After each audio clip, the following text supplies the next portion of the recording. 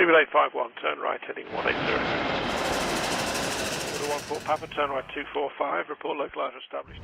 It's been a busy week within the aviation industry for Boeing, from their 777X to their 737 MAX. However, today we move in between those two aircraft types to the 787, which unfortunately has been having its difficulties in recent years involving quality assurance, and these are just generally quality troubles that have left the plane largely grounded at Boeing factories around the country, while in addition has seen throughout the years 787s with airlines to be forced to the ground as inspections take place on the aircraft. Now, in February of 2022, quickly approaching March, the aircraft remains grounded in the sense that production issues are ongoing and have resulted in a halt on deliveries to customers for what I should mention is not the first time.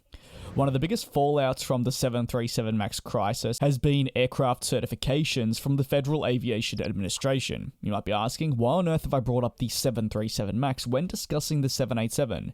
It's because while the MAX is a different aircraft naturally, the certification changes implemented following the revelations from the MAX incidents have now been passed down to other aircraft types, including this very 787 and of course the upcoming 777X, which is why we're seeing these heightened delays. One of the most significant and noteworthy changes is that the FAA will no longer allow Boeing to certify their new 787 aircraft themselves.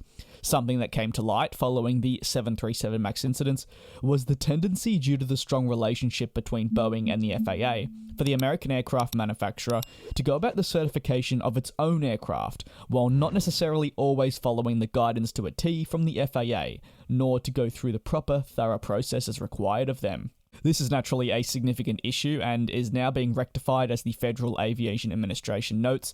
This is not something that will be taking place any longer. About time, and I don't think it should have been happening in the first place personally. Therefore, the final airworthiness checks related to approving the 787 will take place by the FAA, not Boeing, as it should be. Thus, Boeing plans to be as transparent as possible with the FAA and update them continuously regarding their quality assurance testing.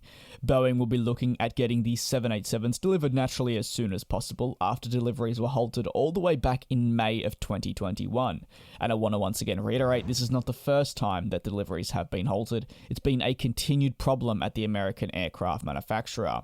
The thing is though, it could be many more months and even potentially cross the year mark before they do finally see deliveries resume.